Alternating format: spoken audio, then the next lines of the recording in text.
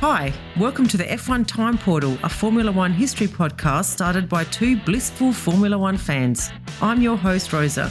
And I'm your Killer Queen host, Luigi. And today we're taking you back to the 75 season part 3. So let's go.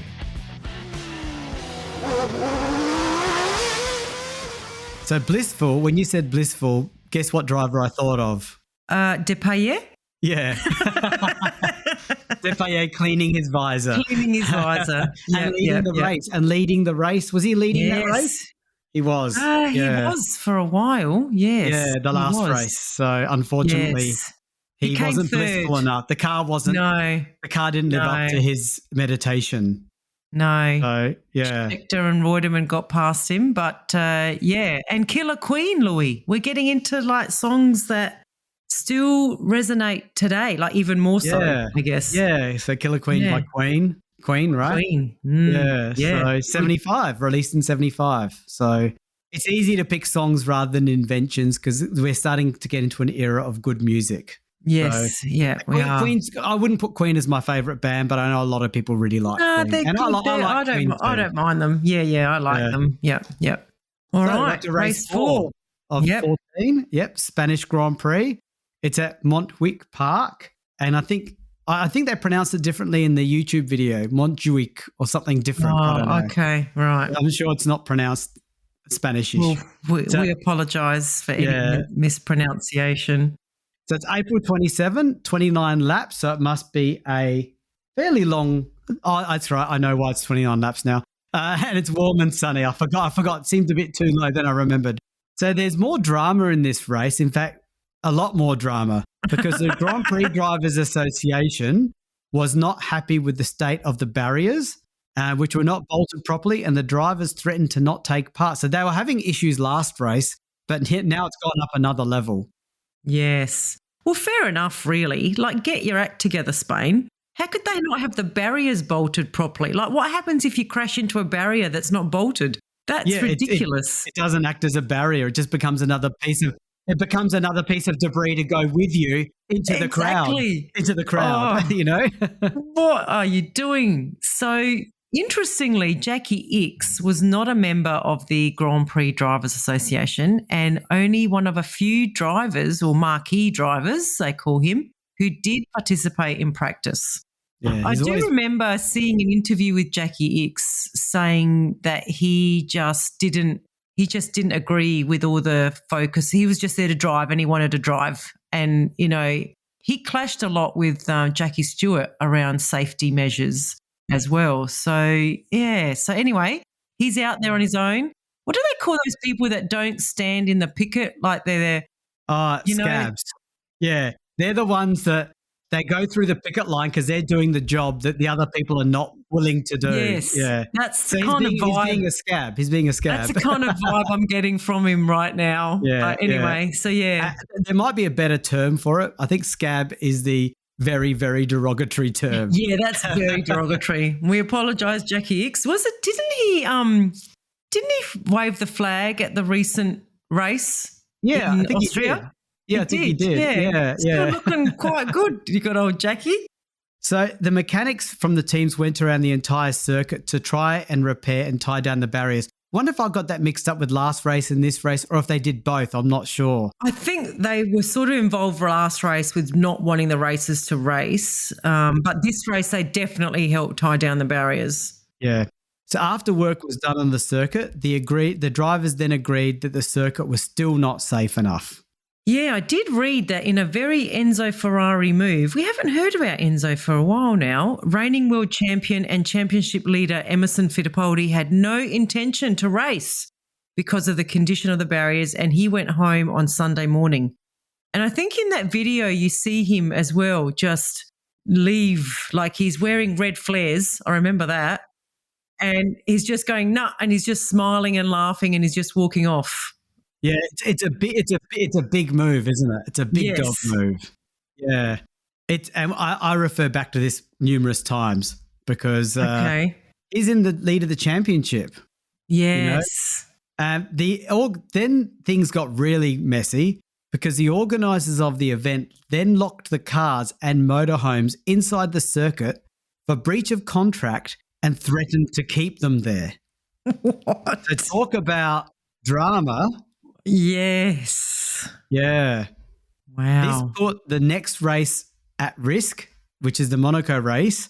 So the teams decided to cater to the organisers' wishes and raced anyway.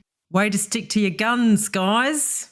But I mean, it would have just cost them so much money to not race at Monaco and have their cars locked up. Like, how were they ever going to get them out? Breach of contract. Who knows how they would have gotten them out? Oh, how long would the legal stuff would have gone on for? Yeah. Was there a lot of money on the line at Monaco? Was there a lot of starting money there that they weren't going to earn? Or was there a big financial penalty by not turning up to Monaco? I reckon there would have been financial penalties. Yeah. And the same with this race. If they didn't race here, there would also be financial penalties here. But I think they'd be bigger in Monaco, as in definitely. Everything is more expensive there, including the penalties or the rewards. Depends on how you look at it. That's pretty low from the Spanish race organisers. Like your track's not safe. Like, and you're just now going into like, what's that? Pretty much. When do you hold someone like you kidnapped people? You're holding them hostage. You're holding them hostage and forcing them to race in an unsafe track. That is pretty low. Yeah, I think so too. Yeah, and I think I don't recall if something bad happens in this race, but if it does, it's opening themselves up for a lot of litigation, isn't it? Yeah, but I don't know if that sort of thing was legally challenged in those days. I don't know either. Yeah. Like when you see the footage, if you ever watch it, you kind of like the way they run the races, you've got people just standing around the paddock going, okay, we're going to do that. No, you have to do that. Everyone do that. And everyone's just sort of sitting around or standing around listening, not really. It doesn't look like a formal meeting or anything. It's very, very blasé kind of management. So, yeah, I don't know how legal it would have gotten. Yeah. But still, it's a Fittipaldi, though. Big dog move that blew up in his face because he'd already left. Yeah. So the rest of the drivers with no Fittipaldi there for qualifying, Ferrari took the front row with Lauda on pole from Regazzoni and Hunt third in the Hesketh. So he's up there. Yeah. So a surprising Andretti in the Parnelli lined up in fourth, Brambilla fifth in the March. Remember the Glory March days, Louis? We're back. That was quite a few years ago, wasn't it? That was quite a few years ago, yes. Yeah. Well, they're struggling now and they've sort of become a semi-footnote, I think, and maybe started their slow declining BRM journey. BRM is still driving, by the way. Yeah, I know. They're on their knees now. Yeah, absolutely. They're on their knees. They're in financials heartache, and their team's even now called Stanley BRM because they had to be a parachute investor came in with money and all that sort of stuff. But anyway, right. Poor March and poor BRM Facebook followers. Okay. Yes. So to the race start, there was chaos at the first corner because Brambilla tried to squeeze through on the inside of Andretti, only to collide with him and push Andretti into the side of Lauda's Ferrari. This sent Lauda into his teammate, immediately knocking both Ferraris out of contention as they both crashed into the guardrail. Thank you, Andretti. Thank you. We didn't hear from him much this year until now. I know. And the first thing he does is knock out, I reckon. Yeah. two Ferraris. So there were some other casualties of this incident. Depailler and Alan Jones in his F1 debut for Hesketh. You don't see Jones saying, "I'm not racing here, I'm going home." No, that's right. He doesn't have the status and credibility of Fittipaldi. Yeah. So both of those were out because of this incident. But back to the race, Hunt was now in the lead, followed closely by Andretti. Well, that's not fair. He's caused like 4 drivers to go out and he's now second. Watson in the Surtees is third. Stommelen in the Hill is fourth. Brambilla in the March is fifth. And Pache in the BRM. Wow, there's some new names there, Louis. Yeah, we're going to talk about those new names because it's quite remarkable. So Schechter's engine blew up sending oil all over the track. And this then caused Hunt to spin 3 laps later. Well, he's out now, isn't he? He's out of the race, Hunt? Yeah, I don't know. pretty much. Yeah, I guess he's out of the race. He got knocked out of the race from the lead. He was one of the only drivers from the leading group still around. Yes. So now Andretti's in the lead with Watson right behind him, challenging for the lead until Watson's surtees started vibrating. And on lap 10, Watson pulled into the pits to investigate. He rejoined, but he was a long way back. Yeah, and that Surtees is like very much a midfield back-end car. Yes, yeah. So now we've got Stommelen in the hill, which is a back-of-the-grid car. He's now in second place. And Pache was third as Brambilla went in for a tyre change. And can we just pause for thought here that we had a Surtees in second and a hill car in third. So these are like drivers from the 60s. Funnily enough, the 2 drivers that were fighting for the 64 championship. Now their cars are racing and they're in second and third at that point until Watson had his issue. Yeah, that is it's quite weird. Remarkable. It is. I would call this like a Haas in second and a Sauber in third in 2025 year. Yes. So following third place, Pache was Peterson in the Lotus, the JPS Lotus, in fourth, Mas in the McLaren in fifth, and X in the other Lotus in sixth. Which showed how many retirements and stuff there were for them to be up, for Lotuses to have 2 cars in the points. So Andretti then succumbed to the damage he'd picked up in the first corner. So I'm sure, Rosie, you're happy that a bit of karma came his way. Yeah, about his time. His rear suspension broke, sent his car careering into the guardrail, luckily without injury. Remember, this is hopefully a guardrail that stood its ground a bit. Actually, yes, that's right. So this puts Stommelen in the lead in his hill. Stommelen in the lead in his hill, Luigi. I know, it's crazy. This is crazy.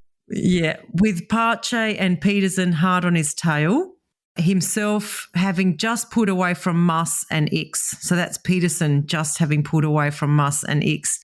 Yes, so that is so strange that Hill is leading, the Hill team is leading the race. I know, second season, but first with their own chassis. Yeah, first with their own chassis. Yeah. So the next few laps saw a lot of accidents and the lower with the lower teams, which meant at 1/3 distance, over half the field was out of the race.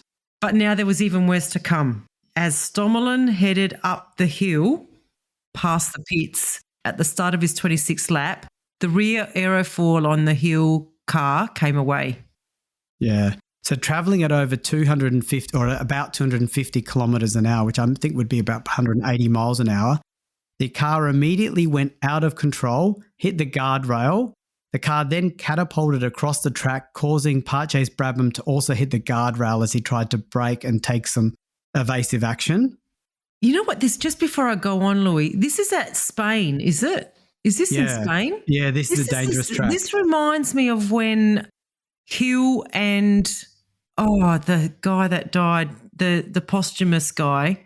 Rindt, yeah, both had massive accidents at the same corner when their aerofoil came off. So this again happening here now. So as the Brabham slid to a halt, the Hill car mounted the top rail on the other side of the track and went careening into the area beyond the guardrail, tearing down spectator fencing and a lamppost before coming to rest to a halt on its side.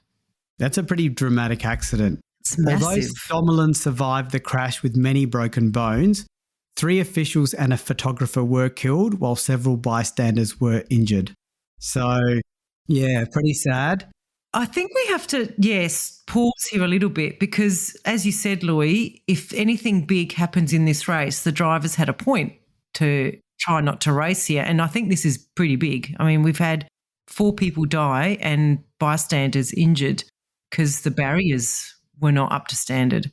Yeah, that's right. And I mean, I remember the video footage.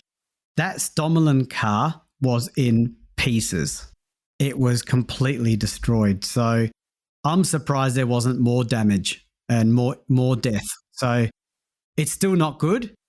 No. I'm glad Stommelen survived, but it's pretty tragic for those others that were there to just have a good day out. The photographer that was no doubt working, probably a job they love to do.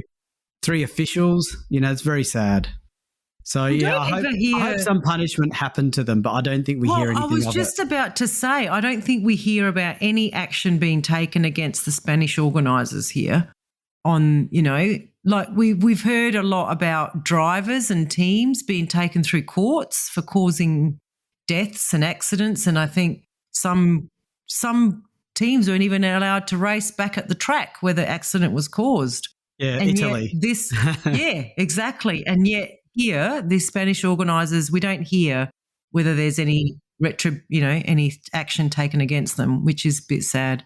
There may have been, we just don't know about it. That's all. I didn't read anything about it. So to make matters worse, though, it took another 4 laps before organisers stopped the race. So again, Spain, get your frickin' act together. Excuse the language. So the rescue operations were delayed for several minutes while they made up their mind to stop the race. So the Spanish race organisers really blew it. They couldn't even help the people when they needed it. Yeah. So during this time, X briefly took the lead, only to be repassed by Mas just before the checkered flag was hung out and the race stopped. Ah, right. So Jarier also overtook Reutemann, but the Brabham team protested that he overtook under yellow flag, and Reutemann was reinstated for third. So X second and Mas first in the only Formula One win of his career as well. And do you want some nostalgia trivia? Something that links to the recent memory, i.e. mid-2020s. Right. This was the last win by a German driver until Michael Schumacher, who won the 1992 Belgian Grand Prix. Spoiler. For quite a few episodes away. But yeah, this is 75. That's how long it was. That's huge. Yeah, for a German driver. Long time. And I'm a little bit like, I don't know, what do we think about X finishing second in this race? This race had, Stommelen was nearly about to win in the hill, right? and the Surtees. So I guess they were the ones left standing after the drama from Andretti at the beginning where he took out main contenders. So, yeah, I don't think much of it. It's not like I feel like this is a comeback of X or anything. No. So Lela Lombardi became the first and as of this year, the only woman to score points in the F1 World Championship. She scored half points as this was the first time a race was stopped before 60% completion. So, yeah, she does get some points in this race. Yeah, and good on her for that. She must have been running 6th or something at the time.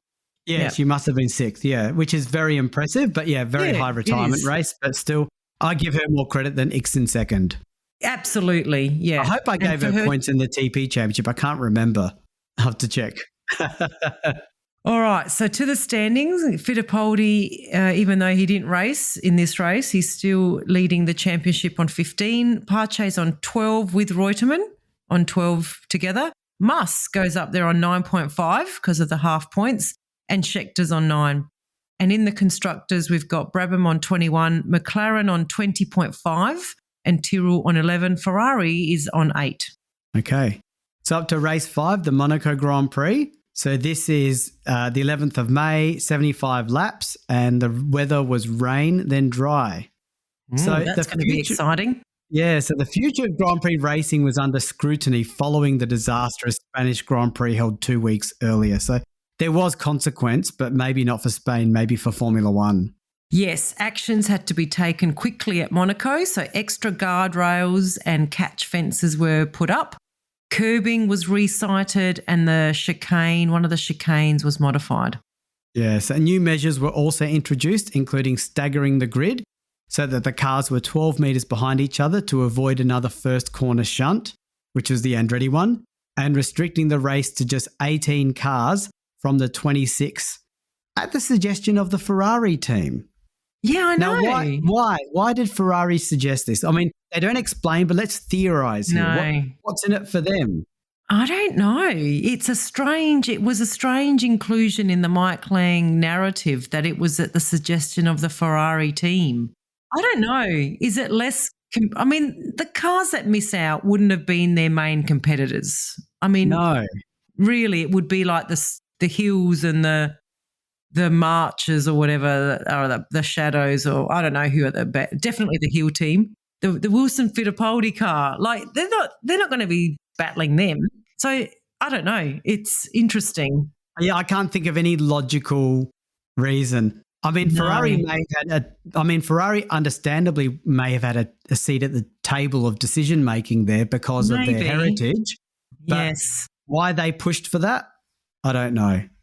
Maybe starting money, lack of starting money, more starting money distribution. I don't know. Maybe, but would Ferrari really need the money? I don't know. That seems a bit low for them. Yeah, it does. But it did mean that Hill was prevented from qualifying, and he formally announced his retirement as a driver at this race to concentrate on managing his Embassy Hill team. And that's what I meant by unusual, the way he stopped driving. It was this. So yeah. unusual. And Because plus of Ferrari.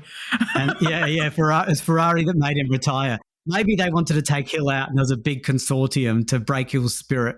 And this is what finally broke his spirit. Yeah. Oh, geez. But he had an amazing long career. So, yeah. Yes. So practice was held over 2 sessions, and by the end, Lauda had claimed pole position with a time of 1 minute 26.4. Sensationally sharing the front row with him was Tom Price in the shadow. So this time it was Price instead of Jarier. And it was just 12 months earlier that Price was deemed too inexperienced to compete in Formula One, and here he is on the front row at Monaco. Wow. So, yeah. Jarier and Peterson filled in the second row and third and fourth. So Jarier was still up there. And look at Peterson shining a little bit when, maybe, in the Lotus. Maybe, yeah. Mate, is this when they've gone back to their 1973 setup, perhaps? Maybe, yeah. I don't know exactly when they do it, but yeah, we didn't track it too closely because they're not really a contender this season. No, they're not. Yeah, and it gets and no doubt Lauda's in the new car too. Yes, yeah. It just gets too technical to track all the chassis. Like there's a lot going on. So the race began under rainy conditions, so everyone went for wet tyres. Lauda was fastest at the start and immediately went into the lead, while Price had a slow start and was passed by Jarier and Peterson. I mean, this wouldn't have been easy to pass, easier than it is now.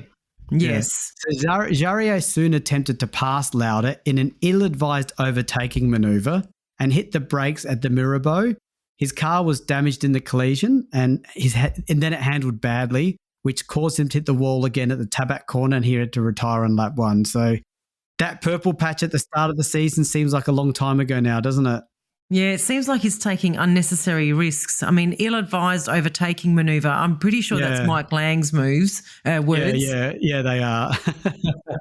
So, after the first lap, the order was Lauda in the Ferrari, Peterson in the JPS, Price in the Shadow, Scheckter in the Tyrrell, Fittipaldi in the McLaren, Pache in the Brabham, Hunt in the Hesketh, and De Pallier in the Tyrrell.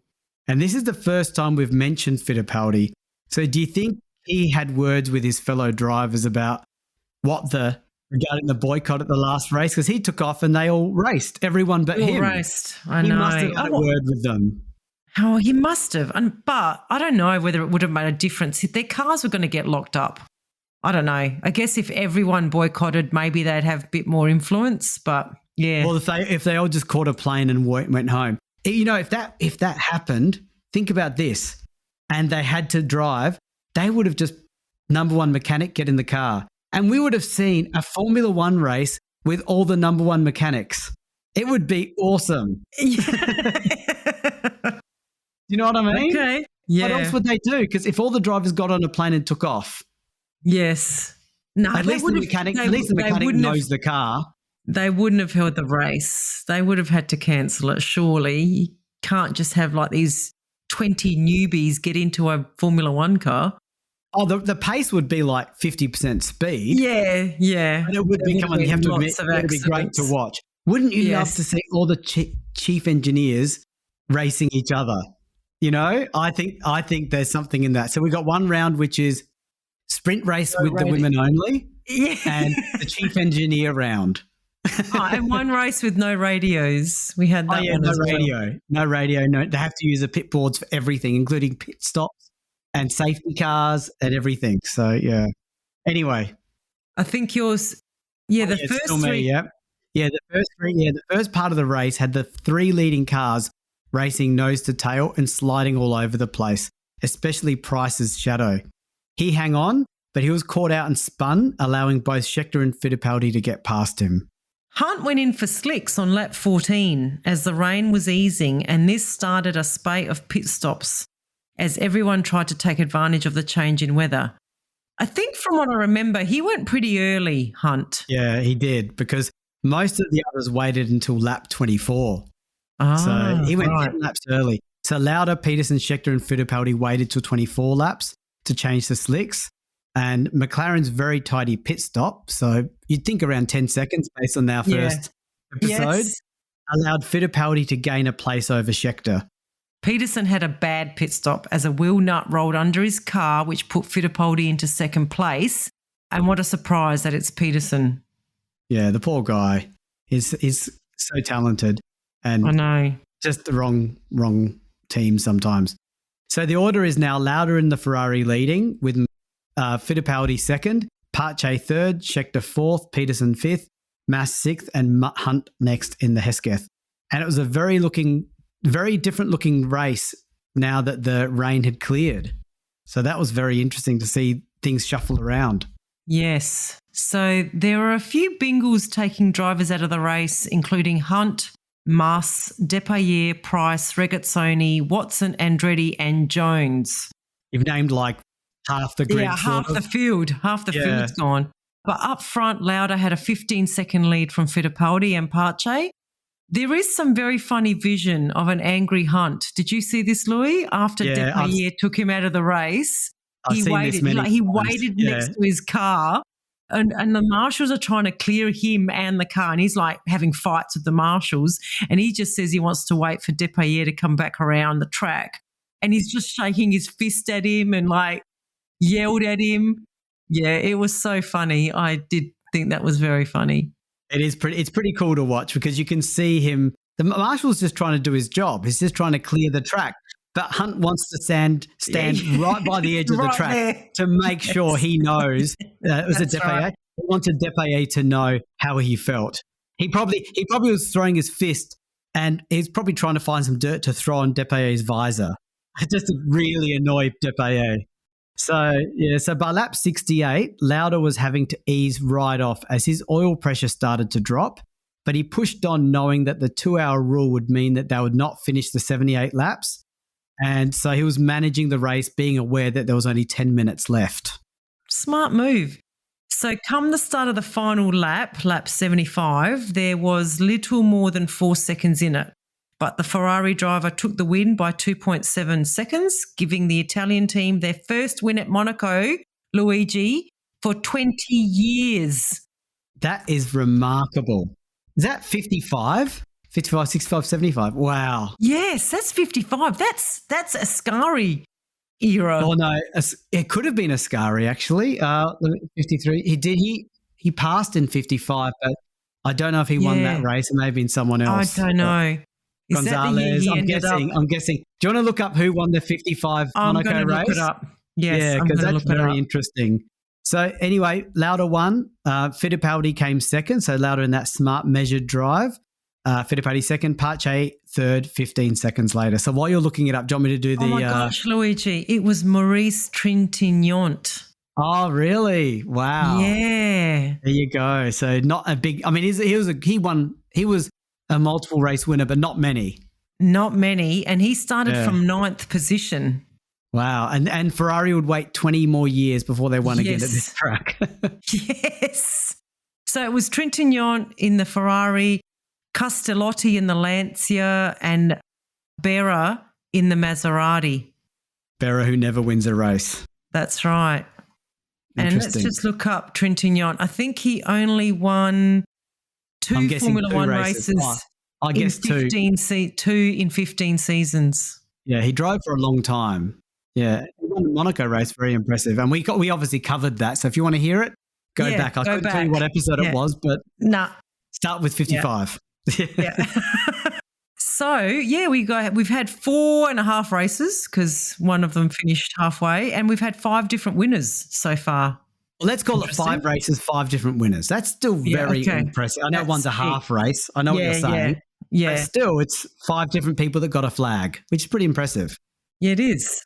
So Fittipaldi's still in the lead on 21, Pace's second on 16, and Lauda has gone up to third now on 14 points. And on the constructors side, we've got McLaren on 26.5, Brabham on 25, and Ferrari's now up to third on 17. Okay. All right. We're going to call that the end of the episode, and we'll be back for part 4. This was part 3. Yes, part 4. Yeah. Yes. Yeah. Okay. See you, everyone. Bye, everyone. See ya.